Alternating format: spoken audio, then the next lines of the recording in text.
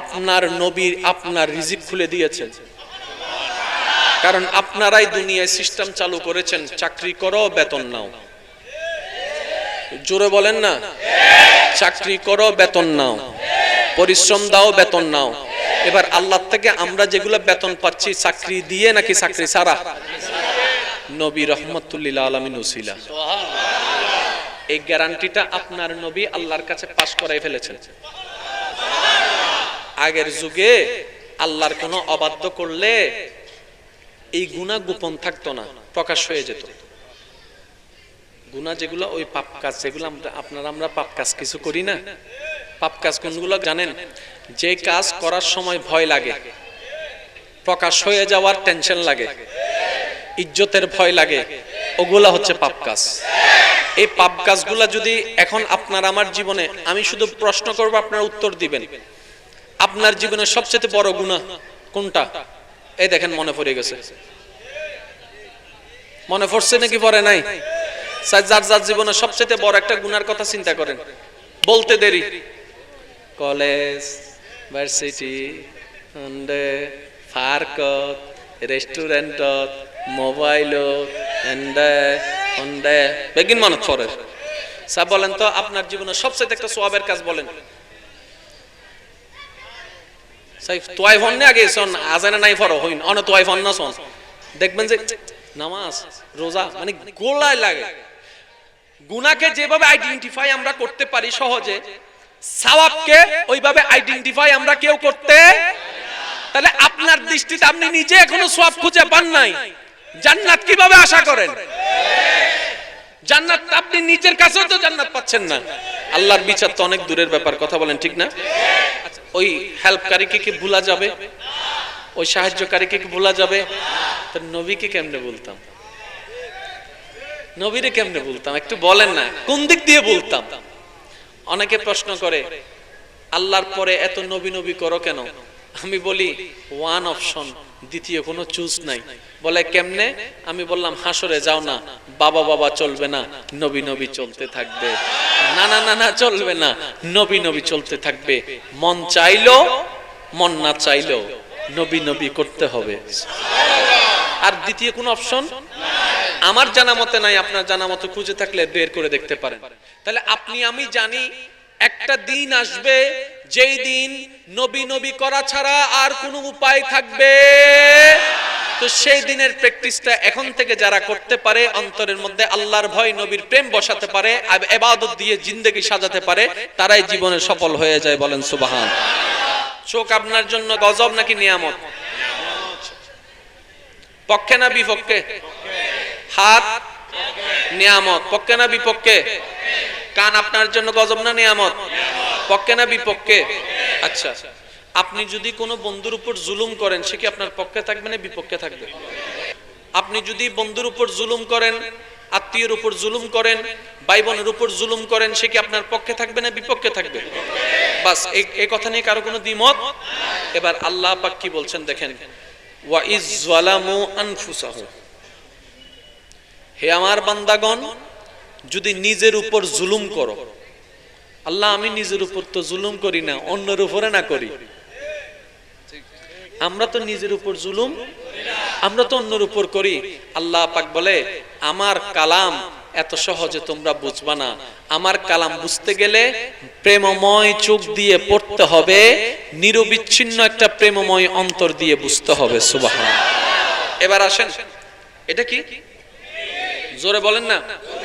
থাকে কোথায়? যেটা যেখানের জিনিস সেখানে রাখাটা হচ্ছে হক, ন্যায় বিচার। আর সেটাকে যদি না করেন এটা জুলুম। যেমন এটা এখানে রাখলাম, ন্যায় বিচার হলো। এটা যদি আমি এখানে রাখি, এটা জুলুম হয়ে গেল।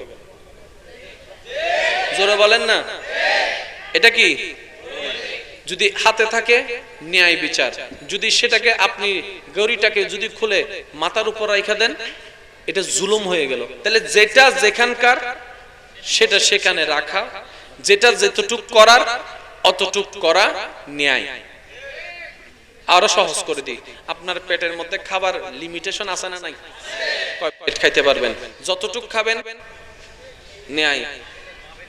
5 প্লেট হাদে 10 প্লেট হাদে উনুর চনা আছে না হাইয়ের আল্লাহর ইন্নবারে হদুন আছে একবার হাসুন না না বাতাই সিদার হাইতেন না আর হদুনে না না করে তো হদুনে না করে না হয়তো না কাগজতাম এত সুন্দর করে ভালোবাসি আমাকে বলতেছে খাইতে সেজন্য একটু খেয়ে ফেলছি আর কি একখানা খাই জানো না হয়তো ওইটাও ভালোবাসা এটাও ভালোবাসা আমার থেকে ভালোবাসা বেশি উত্তরাই উত্তরাই পরে তো সেজন্য কারো কথা আমি ফেলতে পারি তা ঈদের যদি কেউ হয় আর হাবা শোনা চরি মানি ব্যাগ ফালাই চলে এসে ইলে কিছু বন্ধু আছে না তারা জীবন পর কি দে হা দে হাবাই না হাবাই তো হইলে দেবেন দিতে রাত তো ভাই তেন ঠিক না ভাই ঠিক এবার একটু খেয়াল করেন যেটা যেখানকার অতটুক করলে ন্যায় যেটা যেখানকার সেটার চাইতে কম বাড়তি করলে অন্যায় আপনার বোন যতটুক সম্পদ পাবে দিয়ে দেন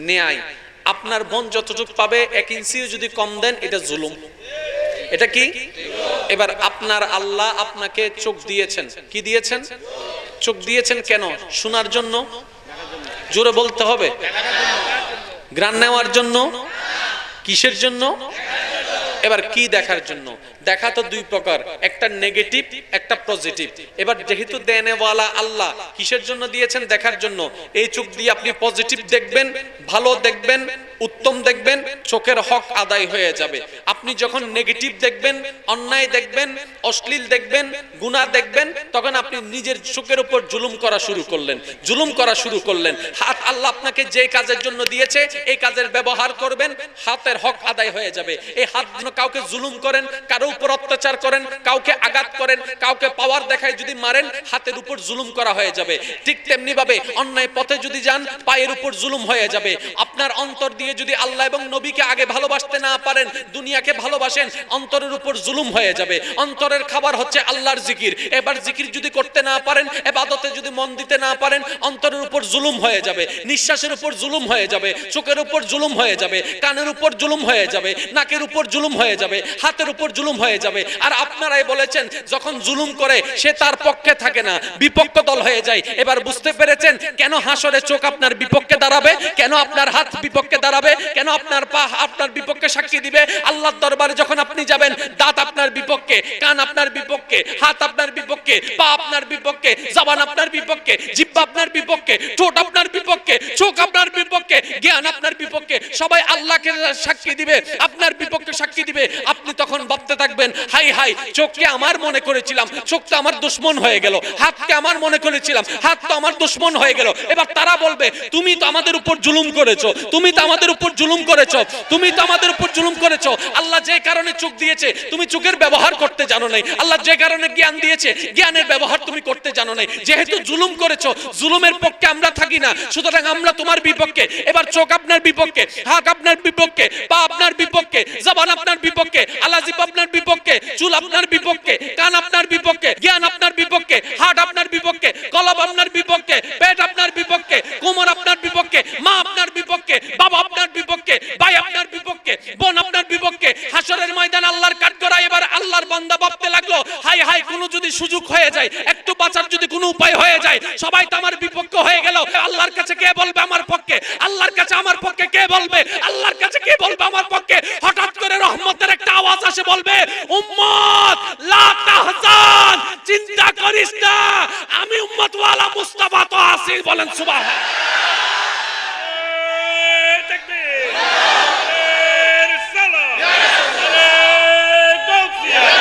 কেন নবী নবী করি কেন নবী নবী করি কি করব নবী নবী না করে মা তো ভুলে যাবে নবী বুকে টেনে নিবে বাবা সঙ্গ ছেড়ে দিবে নবীর রহমতের ছায়া আপনার মাথার উপর থাকবে ভাই যে বন্ধু বান্ধবীর জন্য এত কিছু করছেন একটা সওয়াব আপনাকে দিবে না একটা সওয়াব আপনাকে দিবে না আল্লাহ পাক বলে আমি চাই না আমার কোন বান্দা জাহান্নামে যাক আমি চাই আমার প্রত্যেকটি বান্দা বান্দি জান্নাতে যাক কিন্তু তাদের কর্ম তাদেরকে জান্নাতে যেতে দিচ্ছে না কিন্তু আমি আল্লাহ তো হাকামুল হাকিমিন, আমি তো বড় কঠিন বিচারক। ন্যায়কে ন্যায় বলবো, অন্যায়কে অন্যায় বলবো, যে যদ্দুর প্রাপ্য তাকে অদ্দুরে দিব। আল্লাহ যখন ন্যায় বিচার করবে, বান্দার বলার কোনো সুযোগ থাকবে না, কারণ বান্দা নিজেই জানে। বিচারের কথা বাদ দেন, কবরে এখনো যান নাই, আজকে আপনি নিজেকে নিজে বিচার করেন।